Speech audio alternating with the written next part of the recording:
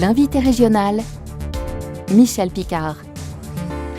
Chaque année, la Fondation Varenne récompense ce qui se fait de mieux en matière de journalisme. Le Grand Prix Varenne 2024 vient d'être décerné à Samir Al-Doumi. Bonjour Samir. Bonjour. Merci d'être dans ce studio. Félicitations, d'abord. Merci beaucoup. Alors vous êtes habitué, il faut le dire, des distinctions, des prix. C'est un de plus, j'ai envie de dire. Mais tout de même, ça fait quoi de recevoir un prix ? Ça fait toujours en fait un plaisir quand on voit que notre travail était honoré, était reconnu à la fin. Parce que c'est vrai que couvrir ce sujet, c'est toujours délicat, c'est difficile. On travaille dans des conditions qui sont souvent pas faciles en fait. Genre on va avoir des photos de départ ou autres. On passe des nuits blanches sur les plages. Et puis avoir une seule photo à la fin. Vous parlez de plage, de départ. Alors cette photo qui vous a valu le prix Varenne, c'est celle-ci... intitulé « Les migrants en quête de paix », le reportage. C'est un cliché pris au printemps dernier sur une plage de Gravelines. On y voit un jeune migrant soudanais, les cheveux ébouriffés, assis sur le sable. Un homme gilet de sauvetage à la main le relève. La mer est calme. Le migrant vient de débarquer d'un bateau de passeurs percé par des officiers de police. Vous vous souvenez comment vous avez pris ce cliché ? Effectivement, en fait, c'était le mois d'avril cette année. En fait, on était arrivé avec mon collègue Kinan sur la plage de Gravelines. On a vu en fait une fenêtre météo qui est favorable pour les traversées, c'est-à-dire que les marées, tout est bon au niveau de marée et le vent dans la mer. On se dit, on va tenter de la chance de rester sur la plage, voir potentiellement s'il y aura un départ d'immigrants. Ça veut dire que vous ne connaissez pas les personnes qui vont partir ? Non, en fait, nous, on essaie, on regarde quand le temps est favorable pour les traversées. On essaie de voir qui sont les plages les plus actives à ce moment-là. On essaie de rester sur la plage, faire une nuit blanche, attendre qu'il y aura un départ. Donc, c'était le cas, en fait, on est arrivé. Il y avait déjà les flics avec leur buggy. On s'est dit, il n'y aura pas de départ, mais le temps qu'on est là, donc on va rester quand même. On s'est mis au niveau de l'eau, comme ça en fait on peut voir les dunes et la plage. Si jamais ça barre d'un point, on peut rattraper les migrants. Et du coup en fait on s'est dit de toute façon il n'y aura rien, c'est calme, on parlait, on discutait des choses perso. Et puis d'un coup je vois un groupe migrant qui sort des dunes et qui commence à courir. Pourtant les flics ils étaient juste devant. Moi ça m'a étonné parce que c'est la première fois que je vois ça. Et là en fait les flics ils ont commencé à lancer de lacrymogène, à tartiner les migrants avec le spray là, le poivron. Et les migrants continuent à marcher tout droit. Mais je me suis dit, ils n'ont pas de bateau. Comment ils vont faire, en fait, pour embarquer ? Et mon collègue me dit, regarde derrière. Et je regarde, il y avait un taxi-boat, en fait, qui est venu du troublage. Un taxi-boat qui est Voilà, arrivé. ça, c'est une nouvelle technique, en fait, que les passeurs ils utilisent. En fait, ce qu'ils font, ils partent d'un point de départ qui est très, très loin. Ils partent avec un petit groupe de 5-6 personnes. Comme ça, ils ont assez d'essence et tout. Et ils partent légers. Et là, en fait, ils donnent rendez-vous aux migrants qui attendent dans les dunes sur une autre plage qui est loin.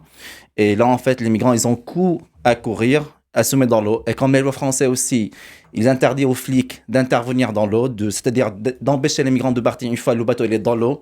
Donc, comme ça, c'est la loi. Voilà. Donc là, ça le laisse en fait, comme ça pour les passeurs, et ils ont l'avantage que les flics ne peuvent pas intervenir, ne peuvent pas interdire, empêcher les migrants de partir. La seule chose, c'est d'empêcher ce qu'ils ont fait, de lancer de la lacrymogène, empêcher les migrants de se mettre dans l'eau, d'embarquer sur le bateau. Et ce qui s'est passé à ce moment-là, en fait, il y avait trop de monde sur le bateau, donc le bateau, il ne bougeait plus. Pourtant le moteur était démarré mais le bateau ne bougeait plus avec les vagues, avec les courants. Le bateau il était quasiment revenu sur le sable et c'est à ce moment-là où les flics ils ont aussi quand même ils avaient aussi l'eau jusqu'à le genou où ils ont intervenu, ils ont percé le bateau. Ce jeune homme en fait qu'on voit il a subi les flics, il a dit please, il criait, il pleurait en fait, il criait, il dit non. Et après, le flic, il a percé le bateau et là, il a dit « fuck you, fuck la France, fuck la police » et il est descendu. C'est important ce que vous dites sur votre manière de travailler. Ça veut dire que vous avez attendu un moment, mais vous auriez pu attendre pour rien, entre guillemets. C'est-à-dire que le métier de journaliste, parfois, c'est d'aller et de ne revenir sans rien. Et parfois, vous revenez avec de la matière. Tout à fait. En fait, on part toujours, on ne sait jamais on sait pas ce qu'il y aura, en fait. Et c'est un métier où il faut beaucoup de patience et passer beaucoup de temps. Mais par exemple, vous êtes capable de rentrer au bureau et de dire, voilà, j'ai passé la journée, j'ai rien.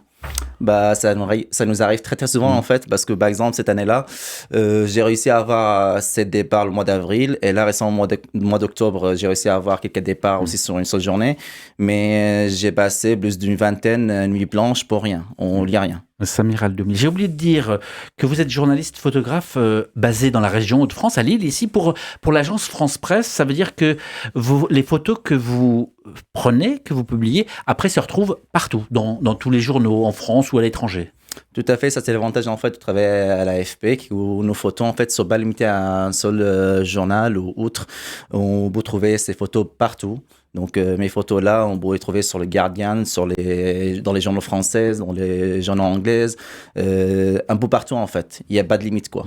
Pourquoi est-ce que cette histoire, parce que ça fait maintenant un moment que vous travaillez sur cette histoire de migration, de candidats à l'exil, de personnes qui cherchent un avenir meilleur, pourquoi est-ce que ça vous touche particulièrement ? Effectivement, ça fait déjà 4 ans en fait que j'ai commencé à documenter cette crise migratoire de la France. Bon, moi, ça me touche particulièrement parce que comme je suis syrien, en fait, j'ai vécu à peu près aussi le même parcours. Vous êtes syrien, vous êtes français aussi depuis 2 ans. 3 ans maintenant. 3 ans maintenant, mais à l'origine, vous êtes syrien. Voilà, en fait, je suis né en Syrie, j'ai vécu toute ma vie en Syrie. Quand la guerre a commencé dans le pays, je vais là-bas pendant 6 ans. J'ai documenté la guerre. En 2011, on s'en souvient. Vous étiez sur place ? J'avais 13 ans. C'était à ce moment-là, en fait, où j'ai commencé à faire des vidéos à ce moment-là, à aider mes grands frères à filmer les manifestations dans ma ville natale, Douma. Et puis, en fait, petit à petit, j'ai commencé à sortir tout seul, à documenter ce qui s'est passé, les bombardements, la guerre, tout ce qui s'est passé, en fait, jusqu'à ce que j'ai dû quitter la Syrie. Et quand j'ai quitté la Syrie en 2017, c'était le mois de mai, le 14 mai, il n'y avait pas de moyen légal. J'ai quitté la région de Ghouta orientale vers le nord de la Syrie. C'était déplacement forcé avec les bus verts, ce qu'on appelle en Syrie. Et du coup, là, en fait, au nord de la Syrie, je me suis dit, j'ai plus rien à perdre. Donc, j'ai tout laissé dans ma région. Donc là, je voulais vraiment reconstruire ma vie. Donc, je me suis dit, le seul moyen, c'est de quitter la Syrie. Et comme il n'y a pas de moyen légal, on n'a pas de passeport, on n'a rien. Nous, on était assiégés pendant 5 ans à la Ghouta orientale, donc on n'a pas de papier. Et du coup, il n'y a que le moyen légal, c'est de faire traverser illégal entre la Syrie et la Turquie. Donc, j'ai mis 1 mois avec cette tentative à chaque fois. 7 tentatives pour traverser cette frontière entre la Syrie et la Turquie. Et c'est là que vous retrouvez aussi peut-être des réflexes, des états d'esprit, des mentalités de personnes qui veulent franchir la frontière pour trouver un avenir meilleur. Évidemment, en fait, c'est ça ce qui m'a marqué parce que pour moi aussi, c'était toujours des flashbacks. C'est quand je vois, en fait, quand elle vit dans les camps, moi, je sais ce que c'est, en fait, quand on vit dans des boîtes d'attente ici 3 jours, on peut pas se laver correctement, on peut pas manger correctement, on est toujours dans l'esprit où on sait pas à quel moment le basseur va nous dire on part. Donc c'est quelque chose qui est facile, qui est difficile en fait mentalement et physiquement, surtout mentalement quand on reste dans ces moments d'attente, quand on échoue aussi, quand on revient à zéro, on repart à zéro. On retente et on échoue, ça c'est difficile mentalement surtout. 7 tentatives, ça veut dire que vous avez échoué 6 fois. Ça veut dire que pendant 6 fois, vous avez dit, si ça se trouve, j'y arriverai pas ? Le problème, c'est qu'en fait, quand on voit qu'il y avait des gens qui ont réussi, on se dit, il faut essayer. S'il y a des gens qui sont là, je pense que aussi, c'est le cas aujourd'hui, quand les migrants ils arrivent nord-Pas-de-Calais, là, pour essayer de traverser. Ils savent que c'est difficile et c'est possible aussi, parce qu'il y a des gens qui ont déjà traversé, ils ont souvent en fait des proches ou des amis qui sont déjà en Angleterre. Donc, ils savent que c'est le défi, en fait. C'est le risque. Et c'est pour ça aussi les gens risquent leur vie pour ça. Parce que à la fin, ils vont pouvoir potentiellement retrouver la paix, retrouver une vie où ils peuvent vraiment recommencer. Samir Aldoumi, je rappelle que vous êtes photographe, vous travaillez pour l'agence France Presse, vous êtes basé en ce moment à Lille, vous travaillez particulièrement sur cette question migratoire et vous venez de remporter le prix Varenne 2024 qui récompense ce qui se fait de mieux en matière de journalisme avec cette photo lors d'un reportage intitulé « Les migrants en quête de paix ». Interview complète à retrouver sur le site rcf.fr ou sur la page YouTube d'RCF Hauts-de-France. Ce que vous nous dites aussi, c'est, vous l'avez vécu, vous y êtes plus sensible. Mais aujourd'hui, on meurt. Il n'y a jamais eu autant de morts cette année-là. Ici, à nos portes, à quelques dizaines de kilomètres, ça veut dire quoi ? Ça veut dire qu'il faut continuer de documenter. Ou est-ce qu'il faut aller voir ailleurs, du côté politique, pour se mobiliser ? Quel est votre rôle là-dedans ? Moi, mon rôle en tant que photojournaliste, c'est de montrer ce qui se passe devant moi. Moi, je suis un miroir, je ne veux pas intervenir, je ne veux pas mettre mes avis perso. Moi, ce que je peux faire, c'est de montrer la réalité, ce qui vit les gens, en fait, qui tentent cette traversée mortière, avec une année de plus de 160 personnes qui sont mortes déjà, avec un bilan disparu. On n'a pas de chiffres précis. On trouve là tous les jours, on trouve des corps qui sont rejetés par la mer sur les plages de Nord-Pas-de-Calais. Aujourd'hui, il y en avait 2 sur les plages de Sangatte et 800. Il y a quelques jours, il y en avait aussi sur la plage de Sangatte. Là, les derniers 10 jours, il y a 7 personnes retrouvées qui sont rejetées par la mer. Donc, un bilan disparu qui qui est aux personnes à nombre, en fait. Et du coup, pour moi, c'est important de continuer à montrer ce qui se passe parce qu'en fait, ça change beaucoup. Les gens pensent que oui, il y a des migrants qui font traverser la Manche, mais d'une année à l'autre, ça change. Les chiffres, ça change. Le risque, ça change aussi. Aujourd'hui, on se trouve à plus de 30 000 personnes qui ont déjà traversé et l'année n'est pas encore finie. L'année dernière, on était à moins, avant un mois. En 2020, quand j'ai commencé à documenter cette crise, on était à 8 000 personnes qui ont traversé cette année-là. Après, l'année d'après, ça a doublé. Au niveau de morts, on était à une dizaine de morts par an. Et là, on se retrouve cette année à plus de 30 000 personnes qui ont déjà traversé, avec plus de 60 morts, avec des disparus. Mais est-ce que c'est pas déprimant? Est-ce que c'est pas usant? Est-ce que c'est pas fatigant de prendre ces photos et de se rendre compte que, eh bien, on meurt encore aujourd'hui et puis de recommencer un nouveau reportage sans arrêt? Comment est-ce que vous faites? Sur quoi vous vous accrochez? C'est vrai que c'est fatigant, surtout mentalement, quand on voit en fait les photos partent, mais rien ne change. Au niveau de politique, on voit toujours, il y a des morts, il y a des gens qui perdent leur vie pour ces traversées mortières, mais rien ne change. Mais après, chacun son rôle. Nous, en tant que journaliste, moi je suis photojournaliste, mon rôle c'est de montrer cette réalité, de documenter. Et même si ça ne va pas changer quelque chose maintenant, au moins c'est un document qui va rester pour l'histoire, pour montrer ce qu'ont vécu ces gens-là en fait. Donc chacun son rôle, moi je fais mon rôle. Et en espérant que d'autres font leur rôle, quoi. Vous avez parlé de votre histoire, hein, de la Ghouta orientale, de Douma. On est à quelques kilomètres au nord-est de Damas. C'est ça, une douzaine, 13 kilomètres de Damas. Je me souviens de cette époque. Moi, j'étais à 200 kilomètres. Juste de l'autre côté, on voyait déjà, je vais là-bas, on voyait des réfugiés syriens qui arrivaient déjà, qui partaient pour l'Europe. Mais revenons à votre travail de journaliste. Comment est-ce que vous faites pour savoir où placer l'objectif, comment respecter la bonne distance? Est-ce que vous vous demandez comment est-ce que je respecte la dignité de la personne? Je la prends en photo, mais en même temps je l'expose. Comment est-ce que vous faites tout ça? D'abord, moi dans ma tête toujours, quand j'arrive sur un lieu, le plus important c'est de respecter les gens. Donc avant que je porte même mon appareil photo, j'essaie de contacter, de parler avec les gens, de communiquer, de sentir comment ils se sentent en fait. Ils voient mon appareil photo, mais il n'est pas dans ma main.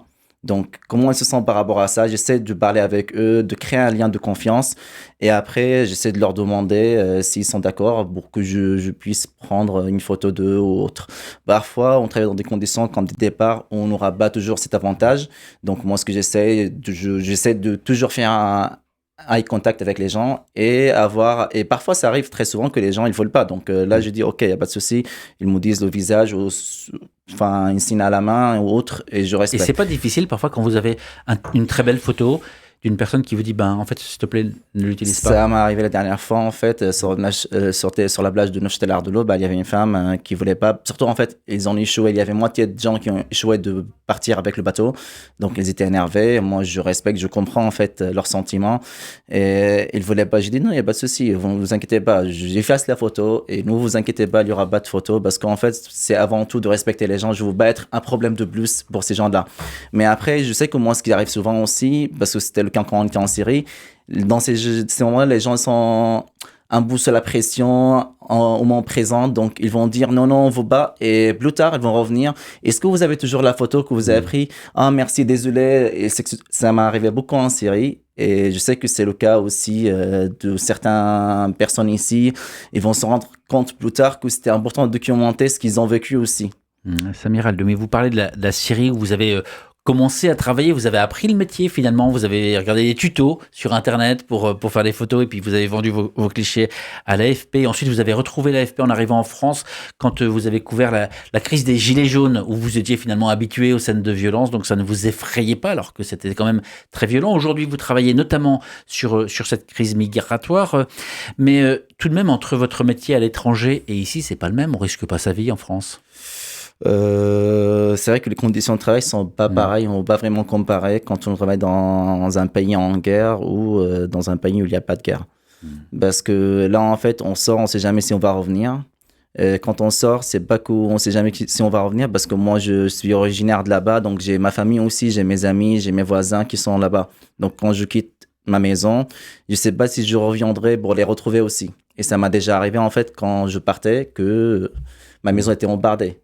C'était le 1er novembre en 2015. Et ici en France, vous êtes aussi au pays des 35 heures. Vous savez, on travaille 35 heures par semaine.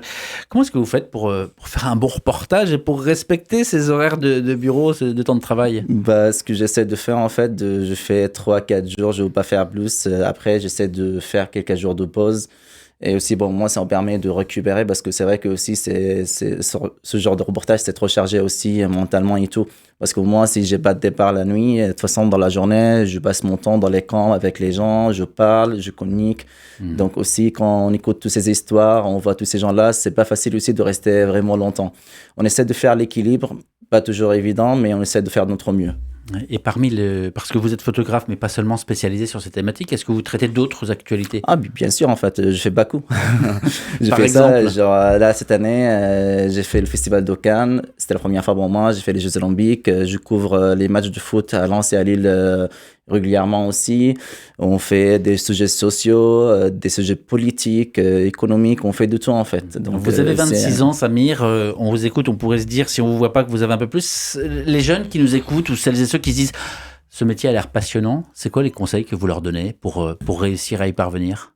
Il faut se lancer si les gens, si quelqu'un est intéressé, il faut se lancer, il faut voir déjà soit les études, soit si vraiment quelqu'un qui a déjà le talent, qui a déjà l'expérience, de commencer à chercher à travailler, parce que aussi c'est vrai qu'on a de la chance de travailler à l'AFP parce que ça nous ouvre des portes, ça nous donne des chances en fait, par exemple vers les Jeux Olympiques, si on travaille pas pour une grande agence de presse ou un journal ou autre, on va vraiment avoir des accès.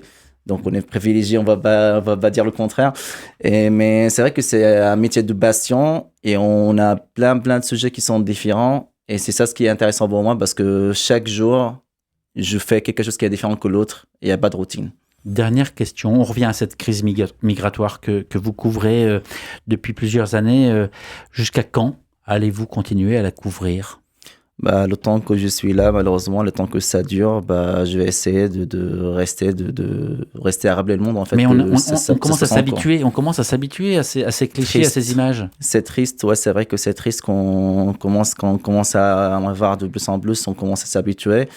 Mais après, c'est important de raconter ces histoires, de continuer à faire ce travail de documentation. Et après, on espère que ça va changer au niveau de politique en fait. Samir Aldoumi, photographe franco-syrien, photographe à l'agence France Presse basée ici à Lille. Vous avez remporté le Grand Prix Varenne 2024 pour ce cliché. Merci d'avoir pris le temps de venir répondre à ces questions.